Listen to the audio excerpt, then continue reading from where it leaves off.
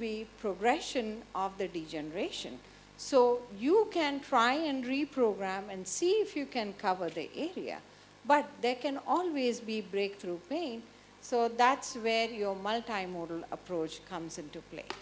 Now, I'm going to reverse the question back to the panelists. And Dr. Tang, my question to you is, let's say your government said, okay, I'm going to cover all these devices for free. Okay, where do you see, how big would your pain clinic be? Would you be open to use these devices? Surely, if I have an adequate team of multimodality assessments and following such assessments assurance that this patient has come to the end of the other modalities, then I would certainly resort to this, especially if there's come to such a user-friendly system. Do you see this? I know you are a neurosurgeon. Would you consider these devices before some of the major invasive surgeries? Yes, if I see obvious instability, I would fix first with pedicle screws before considering these things.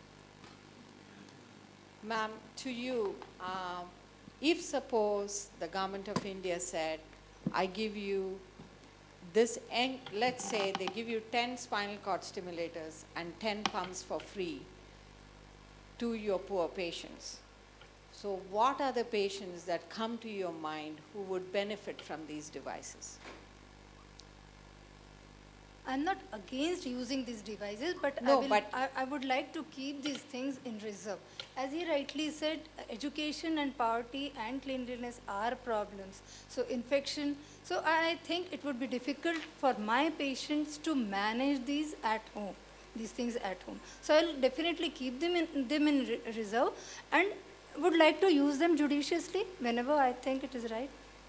But can you think of any particular patient that you see in your day-to-day practice that would truly benefit from this? Yes, if your patients are benefiting, then my patients will also benefit. But right now, I am struggling with the fact that I am trying to establish this pain faculty in my area. So I am facing teething problems. I am facing problems with, right now, I have not been able to do radiofrequency ablation successfully, cost effectively. Okay. So that problem is there. What is your, how would you approach this if you were given enough money or a certain number of devices that you could put in, which would be funded by your local government or local hospital? Yeah, as you just said yourself that in chronic pain, a pain relief of around 40% is quite acceptable. So that 40%, I do manage to, achieve even today with conventional techniques which are not only readily available but accessible, affordable, and acceptable by the community.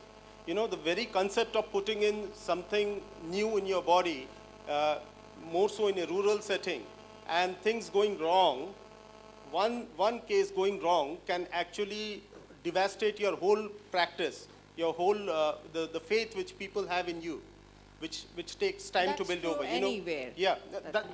But in a hospital setting where you have a big hospital setting and you have a big cover, that's a different thing. But when you're in the field, when you're practicing in the community, that's a totally different issue to consider. The second thing is that I would not be doing, even if I get these pumps for free, I wouldn't be doing this in my cancer patients. I would consider the quality of life, the potential quality of life, and the life expectancy also, more so in non-cancer chronic pain where there is preferably in more younger patients who have a potential to live further for say more than 4 or 5 years at least, where it would afford them a good quality of life. So, and then of course the level of